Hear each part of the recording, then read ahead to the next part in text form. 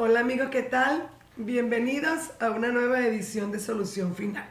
Si quieres comunicarte con nosotros, puedes hacerlo a través de los contactos que aparecen en pantalla. Te los voy a recordar en Instagram, @solución.final, correo electrónico lirioteranm@gmail.com y contacto telefónico 0251-232-3959. Igual, este programa puedes verlo en cualquier parte del mundo a través de la www.promar.tv, a través de la plataforma Magis TV y a través de nuestro canal YouTube. A cual quiero invitarles para que se suscriban y vean toda la programación de Solución Final hasta la fecha. Hoy estoy bastante ronca, estoy un poquito engripada, pero igual estoy con ustedes porque es una gran responsabilidad estar todos los miércoles y los sábados ante la pantalla de Promar Televisión, llevándoles siempre la educación a través de nuestros invitados. Hoy, como toda la semana, vamos a conversar acerca de un tema bien interesante y de gran utilidad para la colectividad en general. Se trata de los derechos de los imputados y los derechos de la víctima en el proceso penal venezolano. Para ello, digamos, el caso de la semana. Hola, doctora Lirio. Hice una denuncia por un delito de hurto contra un vecino. Han pasado varios meses y aún el Ministerio Público no culmina la investigación. ¿Puede asesorarme en relación a mis derechos como víctima? Marisela, gracias. El artículo 26 de la Constitución de la República Bolivariana de Venezuela contempla que cualquier ciudadano puede recurrir a los órganos de administración de justicia para hacer valer sus intereses, que es lo que se conoce comúnmente como la tutela judicial efectiva. El artículo 121 del Código Orgánico Procesal Penal define a la víctima como cualquier persona que se considere ofendida o lesionada por un delito, se considera víctima en el proceso penal venezolano. E igualmente, el artículo 122 del mencionado código contempla en 11 ordinales cuáles son los derechos que tiene la víctima en un proceso penal. Según mi experiencia profesional, uno de los más importantes de esos derechos está recogido en el numeral segundo de ese artículo, que establece que la víctima puede solicitar al Ministerio Público cualquier diligencia necesaria para esclarecer el hecho que él está denunciando, y en caso de que el Ministerio Público no se pronuncie sobre esa solicitud, él puede recurrir al Tribunal de Control para que sea este quien ordene al Ministerio Público a que se pronuncie sobre una determinada diligencia solicitada por la víctima. Igualmente, el artículo 49 constitucional establece todo lo relacionado con el debido proceso que contiene el derecho a la defensa, el derecho que toda persona se presume inocente hasta que se demuestre lo contrario, el derecho a acceder a las pruebas, es decir, una gama de derechos que protege al imputado, entendiéndose como imputado cualquier persona que sea señalado como autor o partícipe de un delito. Igualmente, el artículo 126A, recientemente incluido en la última reforma del Código Orgánico Procesal Penal, refiere a lo que se denomina la imputación formal del imputado, que no es otra cosa que cuando existe una probabilidad objetiva de responsabilidad por parte de un ciudadano que es considerado imputado en la comisión de un delito. Entonces, el Ministerio Público tiene la obligación de llamarlo e indicarle que existen una serie de elementos probatorios en su contra que hacen presumir que es el autor de un determinado hecho punible. Todo ello con la finalidad para que pueda ejercer el sagrado derecho a la defensa.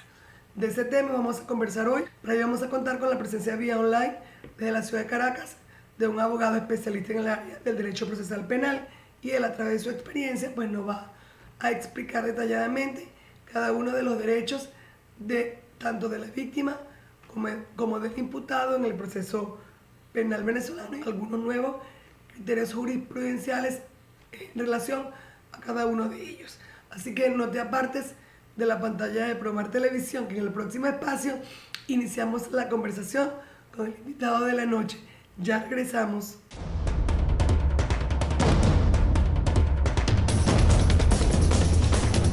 Estamos de vuelta nuevamente en Solución Final. Conversamos hoy con Ángel Serpa Ponte de la ciudad de Caracas acerca de los derechos del imputado y de la víctima. Mi querido Ángel, hemos llegado a los minutos finales del programa. Quiero pedirte que hagas una pequeña conclusión en relación a todo lo que has dicho, pues en la noche de hoy, los derechos de la víctima y los derechos del imputado.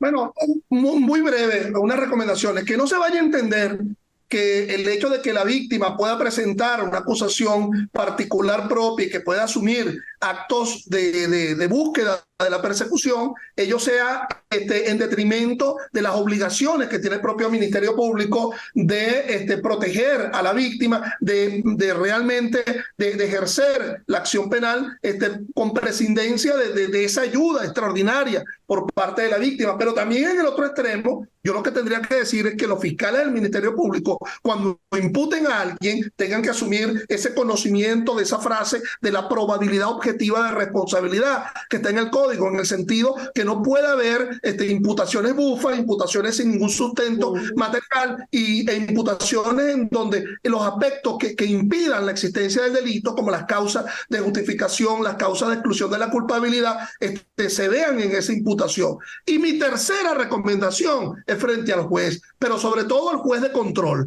porque ese juez de control también va a asumir la fase intermedia del proceso penal. Y muchos jueces de control como que creen que esa fase intermedia no existe, que eso es solamente un saludo a la bandera, que eso es solamente una fase de carácter ornamental. Es decir, no, la fase intermedia, ahí se pueden resolver muchos aspectos. Es tan grande como la fase preparatoria o como la fase de juicio. Si en esa fase intermedia se oponen unas excepciones, debe analizarse esas excepciones, porque sencillamente ¿para qué darle un pase a juicio a una causa en donde evidentemente no hay un sustento material o no hay una relación entre el hecho y la calificación jurídica? Muchos de los jueces de control asumen esa fase de verdad intermedia, la audiencia preliminar, como un asunto netamente formal, sin verle la real dimensión al asunto. Entonces, las cosas pueden resolverse en dicha fase intermedia, pues perfectamente. Por otra parte, también se lo digo a los defensores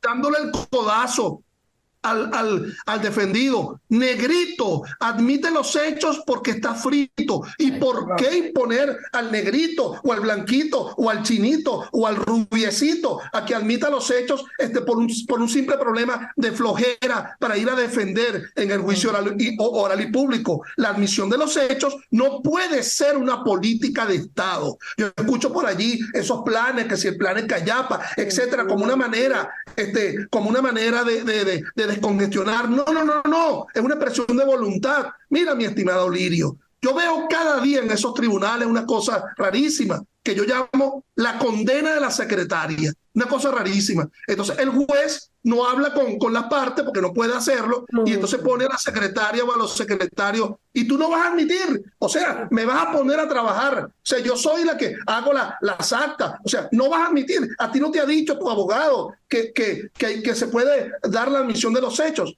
O sea, ciertamente la admisión de los hechos existe, hay casos donde conviene, donde uno le dice, oye, vale, saliste caballo blanco, te acusaron por hurto, pero tú y yo sabemos que si vas al juicio, esos testigos van a decir que de hurto nada, que hubo coerción, y eso puede cambiar a robo. A veces eso es conveniente de un punto de vista.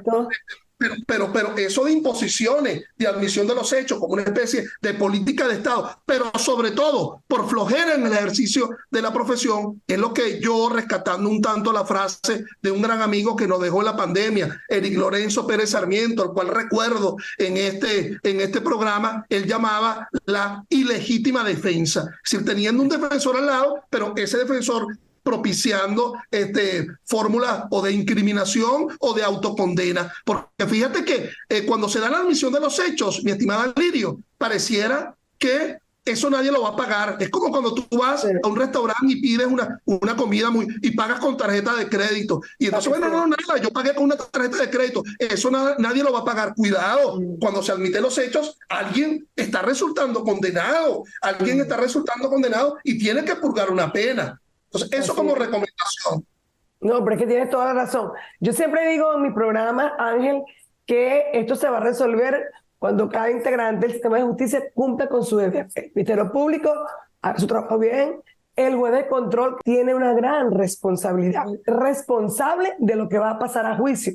Y por supuesto los defensores, privados o públicos, tenemos la gran responsabilidad de ejercer con honestidad la defensa de nuestros representados. Completamente de acuerdo contigo y ojalá y Dios quiera que esto pueda mejorar y que las personas puedan educarse y prepararse para que pueda mejorar la justicia en este país.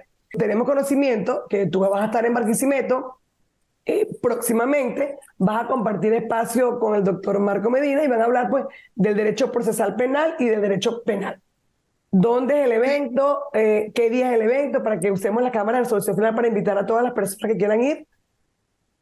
Sí, me honra que CLECADAP, es decir, el Centro de Liderazgo, Estudio y Capacitación, don Andrés Bello, me haya invitado para esta segunda jornada de Derecho Penal y Procesal Penal. Anoten bien allí, mis estimados, los espero por allí, el sábado 22 de julio de 2023, desde las 8:30 de la mañana, en el Hotel Príncipe de Barquisimeto. Anoten allí el teléfono para las informaciones, entradas, etcétera, el 0412 71 76 975. Repito, 0412 71 76 975. Me honra estar allí con el doctor Marco Antonio Medina, mi persona, Ángel Serpa Ponte, en esta actividad sobre el derecho penal y el derecho procesal penal, todo ese día, sábado 22 de julio de 2023. Los espero por allá. Claro que sí. Y de hecho, bueno, voy a aprovechar también la cámara. Solución Final está colaborando con estos muchachos del centro y vamos a sortear 2 entradas al evento que viene usted con el doctor Marco y pueden seguirnos por las redes @solución.final. Están todos participando. Precisamente, ¿de qué vas a hablar tú en esas jornadas, Ángel? ¿Cuál es tu tema de abordar ese día? Voy a ocuparme de diferentes aspectos del ámbito del derecho procesal penal, pero básicamente quiero referirme al ámbito de la imputación penal propiamente dicha, de la apreciación de la prueba por parte del juez de control en la audiencia preliminar. Y voy a ocuparme del tema del cambio de calificación de los hechos en plena audiencia de juicio. Creo que son 3 temas que son puntuales. El tema de la imputación, el tema de la admisión formal de la prueba en el proceso penal venezolano en la fase intermedia y los cambios de calificación en la audiencia del juicio oral y público. Hay muchas cosas que uno pudiera abordar en el ámbito del proceso penal, pero me voy a concretar ahí. Gracias. Bueno, yo de verdad siento un gran placer que, bueno, profesionales de tu altura y la altura del doctor Marco visiten a Barquisimeto, porque Barquisimeto siempre fue referencia nacional en jornadas. Bueno, a raíz de la pandemia estamos un poquito atrás, pero que esto es una iniciativa que debe ser multiplicada. Y por supuesto, pues que todos los abogados penalistas de este estado, y no solamente de Barquisimeto, de Lara, de Portuguesa, Yaracuy, pues asistan masivamente, porque todo lo que es educación siempre redunda en excelencia. Eso es una... Y de Carabobo, claro, que vaya la gente de Valencia. Carabobo, Lara, Portuguesa, Yaracuy, hasta de gente de Trujillo, porque estamos ubicados en el centro occidente de Venezuela. Así que no se lo vayan a perder. Solución Final, por supuesto, va a estar con estos 2 ponentes de altura.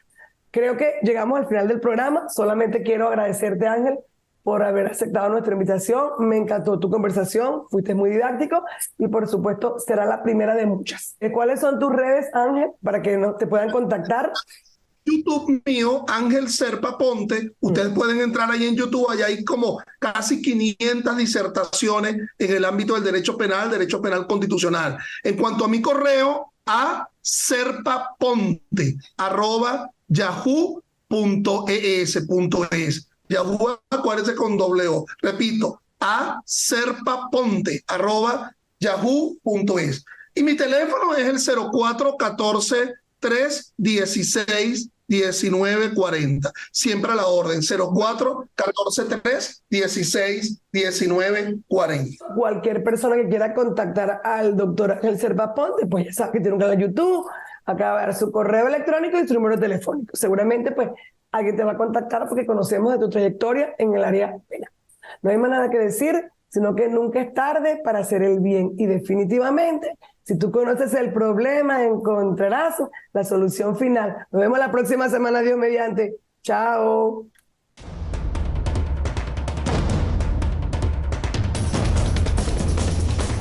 Estamos de vuelta nuevamente en Solución Final. Conversamos hoy vía online de la ciudad de Caracas con Ángel Serpa Ponte acerca de los derechos de la víctima y del imputado.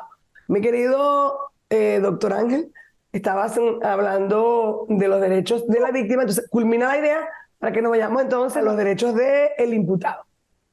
Sí, tú me hacías esa interesante pregunta sobre el testimonio de la víctima, los delitos de violencia contra la libertad, en los delitos de violencia de género en sentido global. Y yo te decía que no existe una forma distinta de apreciar las pruebas, es decir, que no existe un indubio pro femina, que debe tomarse en cuenta es la sana crítica y el uso de la lógica, la experiencia y la ciencia. ¿Cómo sería esto de la sana crítica? ¿Qué sé yo? Imaginémonos en un juicio, ¿verdad? Entonces viene y el fiscal del Ministerio Público lleva al propio hijo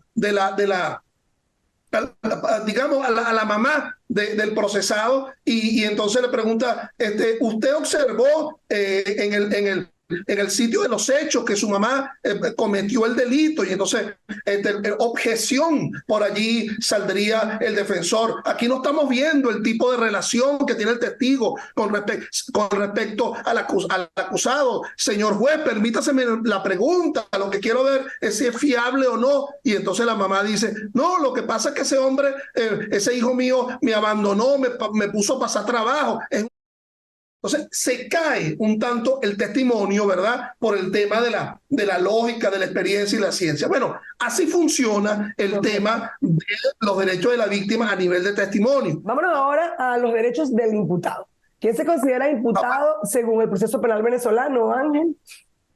Sí, es interesante tu pregunta para tratar de hacer una relación de igualdad. Claro. En la última reforma del COP, en la de septiembre de 2021, todavía esto está como pan caliente, ¿verdad? Recién salido de la panadería, todavía hay procesos. Se incorporó una norma que es el 126A. Fíjate que por primera vez el código se le mete allí un articulito con un literal, quizás para no cambiar toda la estructura de los números del código, porque la gente se conoce, son los tradicionales artículos, etc. Y entonces ahí se habla de la imputación formal y dice, el fiscal tiene que señalar una probabilidad objetiva de responsabilidad. Esa es la frase nueva, ¿no? Probabilidad objetiva de responsabilidad. A veces esa frase es un poco chocante, ¿verdad? Porque tú cuando escuchas la palabra probabilidad, pareciera que es un tema estadístico, claro, pareciera que es un tema actuarial, ¿verdad? Por ahí se dice que la probabilidad es la porcentualización de una posibilidad. O sea, la palabra probabilidad como queriendo decir, bueno, vale, si hay 10 elementos de convicción, ¿será que el 50% más uno señala a alguien? Bueno, ahí está un tanto el tema del asunto. Por lo menos una mayoría de elementos lo estén vinculando, pero lo estén vinculando al aspecto objetivo y al aspecto subjetivo del delito. El aspecto objetivo es si lo causó, una relación de causa-efecto. Disparó y eso condujo necesariamente a la muerte. Pero el otro aspecto, el aspecto subjetivo, es importantísimo, que es lo que se denomina la culpabilidad. En este país, nadie puede ser responsable por hacer sin querer. De igual forma que nadie puede ser responsable por querer sin hacer. Claro. El viejo derecho romano nos hablaban de cogitationem nemum partitur es, los pensamientos no delinquen. Por lo tanto, ese fiscal está obligado no solamente a indicar que la causa fue el disparo, sino que si hubo dolo, es decir, si hubo intención, si hubo culpa, si hubo negligencia. Tú te preguntarás, mi estimada Lirio, ¿cómo hace uno para saber lo que pasa en el yo interno de cada quien? ¿Cuánto no daría cada uno para poder saber lo que tú tienes en la mente? Por ejemplo, Lirio, eso que tú estás pensando de mí ahorita en ese momento no es tan así. Es más o menos así, pero no es tan así. Después lo hablamos. Bueno, pero los hechos lo revelan. Claro. Si la persona la amarran desnuda en una cama, no me vengas a decir que había un propósito de secuestro, porque a cuenta de que la desnudez Si se dispara a nivel torácico, no me vengas a decir que era un propósito de lesionar, porque bueno, evidentemente ahí se evidencia una culpabilidad necande, una culpabilidad de muerte. Bueno, entonces, para ponértelo simple, la Constitución en el 49.2 establece que toda persona es naturalmente inocente, pero que se desvirtúa esa condición de inocente es con prueba. Yo diría con prueba y alegatos, porque tan malo sería que tú tuvieras como ese poco de libro que yo tengo atrás, esas serían las pruebas, pero yo no sepa alegarlo. Tengo ese cúmulo de pruebas y no sé alegar. Y es tan malo como que lo que yo hago es puro alegar sin tener la forma de probarlo. Entonces, bueno, evidentemente con prueba y evidentemente con el respeto, pues, de garantía fundamentales, que es lo que se denomina el debido proceso. Evidentemente que el tiempo es muy poco para poder abordar todas esas garantías, pero ahí estamos hablando del derecho a la defensa, el derecho al juez natural, el derecho a la no confesión coacta, el derecho a que se respete la cosa juzgada. Son muchas garantías y recuerda, son muchos derechos que conforman esa garantía, y recuerda que por primera vez se incorpora constitucionalmente el debido proceso en esta constitución, la vigente, pero que ya era previo, porque ya lo venía estableciendo, por ejemplo, el COP del año 98 y una extinta ley de sustancias psicotrópicas y estupefacientes que también hablaba del debido proceso. Ahora bien, Ángel, te has paseado un poco por el acto formal de imputación. ¿Cuándo procede la imputación de un investigado? Hay tres formas para ponértelo sencillo. La primera forma es por la percepción flagrante de un delito. Flagrancia. Por cierto, a mover bien esa boca, porque hay muchos abogados que hablan de fragancia, y fragancia es un pachuli barato y maloliente. Flagrancia, delito flagrante. Ese es un delito que se percibe en el momento, ¿verdad? Y que se autoriza a la autoridad policial, a la propia víctima o hasta el clamor público, yo no quiero hablar de linchamiento, a que ese que es percibido en la comisión de un delito a las 48 horas se ha llevado ante un juez de control.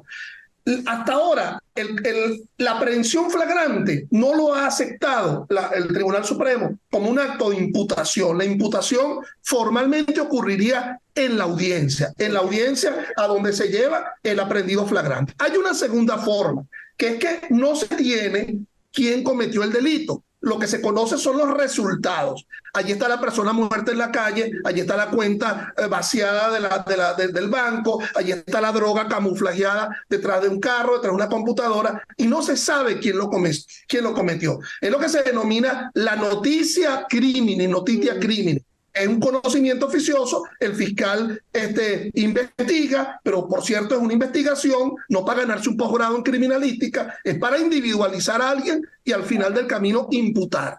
Esa imputación, cuando no existe la aprehensión flagrante, es en sede fiscal, en la sede de fiscalía. Pero surgió una sentencia, la sentencia 754 de la Sala Constitucional de diciembre de 2021, que dice lo siguiente: esa imputación tiene que hacerse en sede fiscal y por lo tanto se notifica y se cita para que acude. Si no acude a sede fiscal, ahí el fiscal está autorizado para solicitar una orden de aprehensión ante el juez de control. Y me está quedando una tercera forma, mi estimada Lirio, que son los que los abogados y la doctrina llama actos proformadores de la acción penal. Entiendo que tu programa sale los domingos. Esta parece una frase dominguera. Actos proformadores de la acción penal. Actos que empujan la acción penal. Y tú la has escuchado. La denuncia y la querella. Aquí no existe alguien que es aprehendido, ¿verdad? Sino alguien que es denunciado de una forma general. La denuncia puede ser genérica, puede ser por uno de los delitos contra la propiedad, uno de los delitos contra la cosa pública, qué sé yo, porque a lo mejor puede haber denuncias y denunciados. Oye, llegué al estacionamiento de mi casa y conseguí el carro desvalijado. No sé quién lo ha cometido, pero yo denuncio uno de los delitos de la ley sobre el hurto y robo de vehículos. Y la otra es la querella. La querella sí tiene que ser mucho más formal. No puede haber querellante sin querellado, hay que identificarse el querellado, tiene que ser por escrito, tiene que indicarse el delito, etc. Si el juez de control admite la querella, remitirá las actuaciones al fiscal y ese fiscal, el fiscal superior del Ministerio Público, por cada estado hay un fiscal superior, le asigna la causa a un fiscal subalterno y ese fiscal subalterno decidirá si imputa o no. Aquí tenemos algo interesante, que yo te dije que el juez de control admite la querella. Y aquí, en el nuevo código, se habla de individualizado e imputado formalmente. Es decir, que la fase preparatoria va a culminar a los 6 meses o desde la individualización, que algunos denominan imputación material, o desde la imputación formal, esa que ha asumido formalmente un fiscal o en una audiencia ante el juez de control o ante la propia fiscalía. Se me está quedando en el papel una tercera categoría, que son los delitos menos graves. Son los delitos que no superen a los 8 años en su límite máximo. Y esos delitos necesariamente tienen que ser imputados ante el Tribunal de Control de Instancia Municipal. Yo creo que en casi todo el país ya existen tribunales de control de instancia municipal. Estoy seguro que, por ejemplo, en Barquisimeto hay tribunales de control de instancia municipal. Por cierto, que esos delitos, no creas tú que porque uno dice menos grave, son menos importantes. Claro. Hay delitos importantes. Allí está el homicidio. Allí está el homicidio culposo, allí está el hurto agravado, allí está la estafa. Y entonces lo que se quiere, el propósito del legislador, es que esos delitos se resuelvan ahí, de entrada. Es decir, que se den las alternativas a la prosecución, el acuerdo reparatorio, la suspensión condicional. Lo que se quiere es como buscar una especie de justicia rápida, célere, como se da en el ámbito de los tribunales laborales, por ejemplo. Pero bueno, nada es obligado. Es decir, si la persona que ha cometido un delito menos grave no acepta un acuerdo reparatorio ni acepta una suspensión, bueno, nos vamos para la audiencia preliminar y de ahí nos vamos para... Acabas de explicar claramente los modos de iniciar este proceso. Ahora te pregunto yo, ¿qué es lo determinante, según tu experiencia profesional, debe tener el Ministerio Público para imputar al ciudadano? Porque a veces esas imputaciones son a la ligera. Lo primero es que ese fiscal debe entender que con la última reforma del Código cambió el concepto de imputación. Y que la frasecita no es una simple frase al azar. Cuando se habla de probabilidad objetiva de responsabilidad, que tiene que haber más de un elemento. En primer lugar, objetivo. Objetivo significa que esté presente a través de actas, a través de declaraciones en sede policial, que esté allí. Es decir, cuidado si alguien entiende que lo objetivo significa que existe una responsabilidad penal objetiva. Aquella responsabilidad penal objetiva en la que simplemente se revela el resultado, pero sin que se pruebe la culpabilidad. No, cuidado con eso. Lo objetivo significa que esté allí, que esté presente. De responsabilidad. La última palabra es interesante, responsabilidad, porque tú me preguntarás, ¿cuándo alguien no es responsable penalmente? Vamos a sacar el tema de las pruebas. Vamos a sacar eso. Vamos a ver cuando el hecho que tiene una característica como un delito formalmente, pues no lo es. Porque existen, por ejemplo, causas de exclusión de la culpabilidad. Lo hizo dormido o lo hizo con menor de 14 años o fue sonámbulo o fue un acto reflejo. Claro. Estas circunstancias. O puede haber una causa de justificación, la legítima defensa, o puede haber una causa de exclusión de la culpabilidad.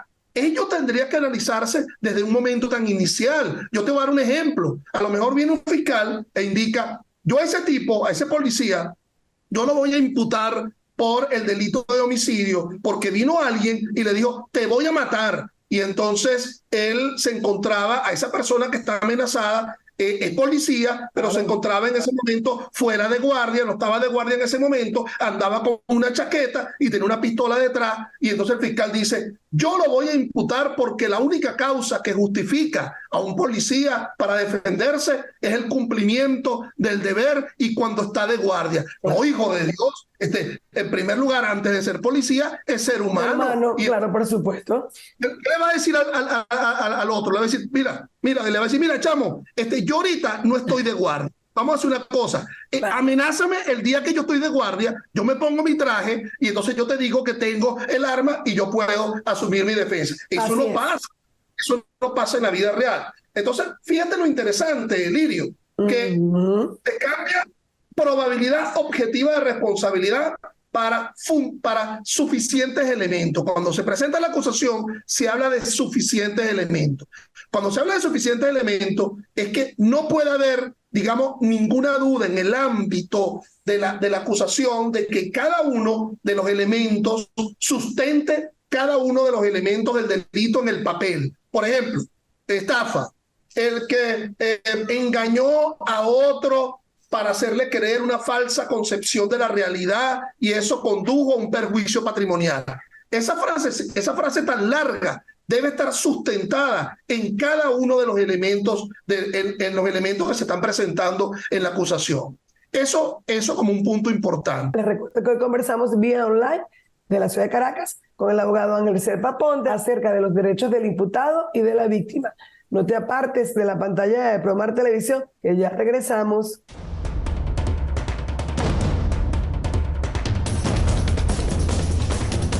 Amigos, estamos de vuelta nuevamente en Solución Final. Como les dije en el espacio anterior, hoy contamos con la presencia vía online en la ciudad de Caracas del abogado Ángel Serpa Ponte, quien nos va a disertar acerca de la materia de la cual domina muy bien. Ángel es un abogado egresado de la Universidad Central de Venezuela, magíster de la Universidad de Glasgow, Reino Unido, profesor universitario, penalista y procesalista penal, ex juez titular de la Corte de Apelaciones Penal de Caracas, profesor de pre y posgrado de la Universidad Central de Venezuela, Universidad Santa María y otras universidades. En el 2007, la Asamblea Nacional, electa en el año 2015, lo nombró magistrado del Tribunal Supremo de Justicia, cargo que le fue impedido su asunción por contingencias políticas. Conferencista, autor de varios libros y abogado en ejercicio. Ángel Serpa Ponte, a Solución Final. Muchas gracias, Lirio. Muchas gracias por tu invitación a este prestigioso programa que no solamente se encarga de lo jurídico, pretende que el que no es abogado entienda pues estos avatares del ámbito del derecho. Tus oyentes, tus televidentes de todo el centro occidente del país, y por aquí le transmito mis saludos pues a los grandes amigos allá en Lara, en Barquisimeto, Carora, Ubiro, y todos allá, y pronto nos veremos. Así es. Bueno, estoy un poquito ronca, pero hay que seguir con el trabajo. Primero conversemos un poco acerca de los derechos de la víctima y luego, pues en el segundo corte, hablemos un poco de los derechos del imputado. Inicio la conversación de la noche de hoy preguntándote, ¿quién se considera víctima en el proceso penal venezolano, Ángel? Bueno, fíjate que cuando tú me hablas de víctima y victimario, ya evidentemente nos estamos sumergiendo en las aguas del derecho penal. Cuando se habla de víctima es porque el que es titular de un bien jurídico ha sido ofendido por un delito, como se nos dice en las escuelas de derecho. Se ofendió la propiedad, se ofendió la libertad sexual, se ofendió la vida, se ofendió las lesiones, o a veces ni siquiera es un problema eufemísticamente decir se ofendió, sino que se perdió la vida, se perdió la propiedad. Eso, lo que llaman los abogados o las escuelas de derecho, relación jurídico-penal, en la cual una víctima está relacionada con un victimario. ¿Y qué los está uniendo? Los está uniendo el delito. Es más bien el delito lo que les hace unir y que por lo tanto se requiere una sanción a ese que ha cometido el delito, que ha violado los derechos de la víctima. Tú sabes que todo arranca como con la propia Constitución. Uno tiene que ubicarse en el propio ámbito de la Constitución. Hay dos normas que para muchos dirán serán de carácter contradictorias. Hay una, el artículo 30 de la Constitución, que se dice que es potestad, que es deber del poder público defender a la víctima frente a la comisión de delitos comunes. Por cierto que esa norma habla de sanción y resarción, como queriendo decir, bueno, hay veces en donde a la víctima poco le importará la sanción y lo que más le importa es la resarción. Pero por el otro lado está el artículo 49 de la Constitución que habla de el derecho a la defensa del procesado. Entonces pareciera que es un sistema adversarial, contradictorio, en el sentido que se deben proteger a ambos derechos, el derecho de la víctima frente a la comisión de delitos comunes o el derecho que tiene alguien que al ser procesado debe demostrársele su natural condición de inocente, tiene que ser la desvirtuación de su natural condición de inocente solamente con prueba. Esto arranca ya en el viejo derecho griego. Tú sabes que en la Grecia antigua, en los procesos penales, solo lo instauraba la víctima. La víctima, si formulaba cargo ante aquellos tribunales allá en la antigua Grecia que se llamaban aerópagos, era que había un proceso. Pero esto cambió, ¿verdad? En Roma, tú sabes que en Roma colonizó a todo lo que era conocido en la cultura occidental, y en Roma se pensaron bien el asunto y dijeron, ¿cómo es esto? Solamente la víctima, si formula cargo, es que puede haber proceso, es que puede ser sancionado su victimario. Y si la víctima se enamora de su victimario o está de alguna forma coercionada o coercionado o por razones económicas, por no decirlo. Tú has escuchado, Lirio, lo que se llama el síndrome de Estocolmo, en donde la propia víctima se enamora de su victimario, de su secuestrador. Bueno, hay países enteros que parece que se enamoraren de sus secuestradores y la cosa sigue. Entonces, bueno, últimamente te comento que 8 reformas han existido de ese Código Orgánico Procesal Penal, desde enero de 1998 hasta la última reforma ahora en septiembre de 2021. 8 reformas, 98, 2000, 2001, 2006. Pareciera, mi estimada Lirio, que hay como un matrimonio mal avenido. Tú sabes, esos matrimonios donde esa relación entre el matrimonio y entonces lo mandan a un consejero matrimonial. Se vuelve el consejero matrimonial y no terminan de divorciar. Pareciera que hay una relación entre ese código y la sociedad venezolana que no termina de adaptarse. Mi estimada Lirio, había veces yo con sana envidia veo a los procesalistas civiles que tienen el viejo código el Código Procesal Civil de finales de los años 80 y él se va solito, ¿verdad? Él se va solito como aquella carreta, como aquel caballo que se va solito, o aquel carro que se va solito. Aquí no, aquí cuando ya apareciera en el ámbito penal que ya se tiene un conocimiento, vuelven a cambiar el Código Orgánico Procesal Penal. Entonces te comentaba que últimamente decisiones del Tribunal Supremo han querido como privatizar eso del derecho procesal penal, en el sentido que, por ejemplo, hay una sentencia, la sentencia 902 de 2018 de la Sala Constitucional, en donde se indica que si el fiscal del Ministerio Público, como titular de la acción penal, no presenta acusación y lo que presenta es sobreseimiento o lo que se presenta es un decreto de archivo fiscal, la víctima puede intentar su acusación particular propia aun cuando el fiscal no haya acusado. Mucha gente critica esto porque es como una especie de privatización del sistema procesal penal, y no porque haya un no merecimiento de los derechos de la víctima, claro, sino que bueno, el fiscal es el que cuenta con recursos, cuenta con peritaje, cuenta a su lado con un cuerpo de investigaciones científicas penales y criminalísticas, y entonces bueno, la víctima está un tanto limitada frente al asunto. Eso como reflexión inicial. Así es. Entonces, ¿cuáles son los derechos que tiene la víctima según el Código Orgánico Procesal Penal en Venezuela, Ángel? Bueno, tiene bastantes y a lo largo del tiempo se han venido incorporando muchos más. Fíjate que para no enredar un tanto a los oyentes, toda la vida siguen existiendo los delitos que llaman delitos de instancia de parte agraviada. Ellos son poquísimos, ¿verdad? Son delitos de acusación privada. Yo diría que la mayoría de los delitos son de acción pública, el 99,9%, y entonces quedaría muy poco de acusación privada. como por ejemplo la difamación, la injuria, la apropiación indebida simple y otros tantos. El resto son delitos de acción pública. ¿Y qué significa esto de acción pública? Bueno, que le corresponde al Estado a través del Ministerio Público ejercer la acción, propiciar la acción, establecer los elementos vinculados al establecimiento de los hechos. Bueno, aquí en Venezuela no tenemos lo que, por ejemplo, en España se llama la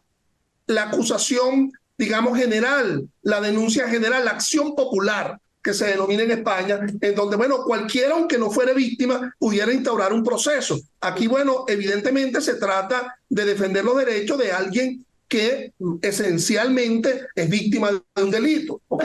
Bueno, hay tantos delitos. O sea, bueno, la víctima tradicionalmente tiene la posibilidad de denunciar, ¿verdad? El delito. Por cierto, no solamente la víctima, cualquiera persona que tiene conocimiento pudiera denunciar un delito de acción pública. Pero si queremos ser mucho más formal, la víctima puede presentar algo que se denomina querella, que sería una cosa mucho más formal, mucho más una cosa escrita en donde se individualiza al querellado y formaliza, digamos, esa querella como puesta en conocimiento ante un tribunal de control. Okay. Si esa querella prospera y el fiscal del Ministerio Público termina imputando, o mejor aún, termina acusando, porque tus oyentes tienen que saber que previo a la acusación tiene que haber una imputación. No puede haber acusación si previamente no hay una imputación. Entonces, si ese fiscal acusa, la víctima puede interponer su acusación particular propia. Por cierto, dije la palabra puede, no es que debe. Claro. Es decir, debería, si es un querellante y quiere que se siga manteniendo como parte en el proceso, o pudiera ser una víctima que nunca portó por el proceso y entonces ahora presenta su acusación particular.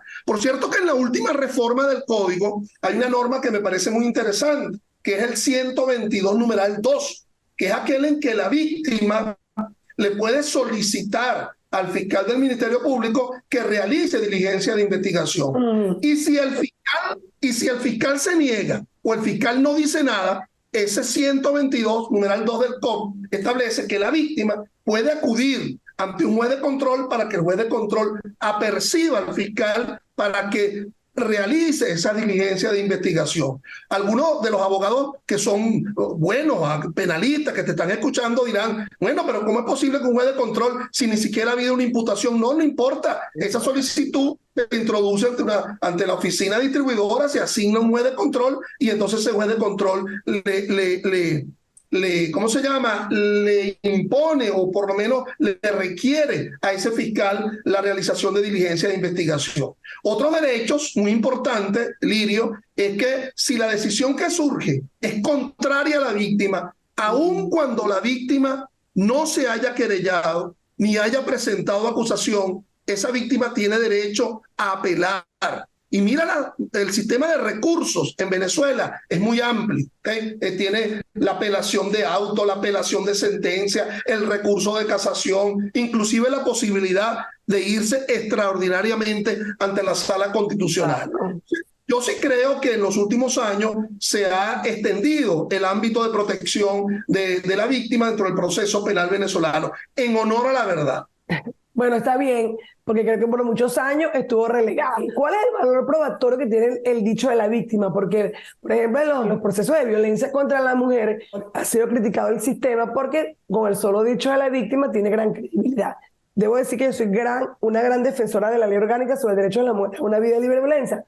Pero en el sistema ordinario normal, ¿cuál es el valor probatorio que tiene el dicho de la víctima, Ángel? Tu pregunta es sumamente interesante. Y no lo vamos a plantear solamente frente a los delitos de violencia de género, claro, sino frente a cualquier delito. Si tú me preguntas, ¿cómo opera el dicho de la víctima de cualquier delito en el proceso penal? Bueno, es un testigo, funciona como un testigo, pues, mucho más un testigo presencial porque ha sufrido en carne propia los efectos del delito. Claro, puede haber delitos en los cuales la víctima no ha estado presente en el momento en que se haya, por ejemplo, abrió su cuenta bancaria y ahí ve en el banco que le vaciaron su cuenta bancaria, no estuvo presente en el momento en donde se bajó del autobús y entonces fue a buscar la maleta y en la maleta, bueno, no estaba, un pasajero que se bajó antes se la llevó hurto de viajero. Pero en la generalidad de los casos, bueno, la víctima, si ha presenciado el delito, funciona como un testimonio, como un testimonio. Por cierto que los autores indican que, y no quiero hacer esto tan complicado, dice que hay una presunción objetiva de falta de fiabilidad en el dicho de la víctima, porque a fin de cuentas la víctima está manifestando, está hablando en la salvaguarda de derechos propios. Su derecho, por supuesto. Correcto. Claro. Pero si se compara su dicho con otros elementos, pudiera haber un contraste allí dentro del asunto. Ahora bien, mi estimada Lirio, tanto el COP como la Ley Orgánica sobre el Derecho a la Mujer a una vida libre de violencia establece una sola forma de apreciar la prueba. Y la prueba se aprecia por sana crítica. Okay. Dice sana crítica. Entonces, fíjate, los códigos deberían ser muy entendibles para que cualquiera lo abra y pueda entender qué es eso de la sana crítica, ¿verdad? Oye, tú dices, el juez va a apreciar la prueba con la sana crítica y entonces tú dirás, bueno, ¿pero qué será eso? ¿Será que al juez hay que pedirle un perfil 20 para saber si está sano? ¿Será que es un tema de criticar por criticar? Entonces, bueno, dice, utilizando la lógica, la experiencia y la ciencia. Antes, mi estimada Lirio, ello no era así.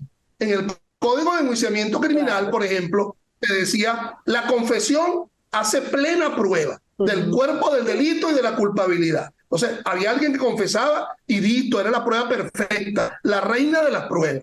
En lo que se hablaba del testimonio, decía, 2 testigos hábiles y contestes hacen plena prueba. Entonces, matemática simple, 1 más 1 son 2. Y si son contestes, porque están diciendo exactamente lo mismo. Decía, un indicio más una experticia hace plena prueba. Eso se cambió. Eso desde el año 98 cambió.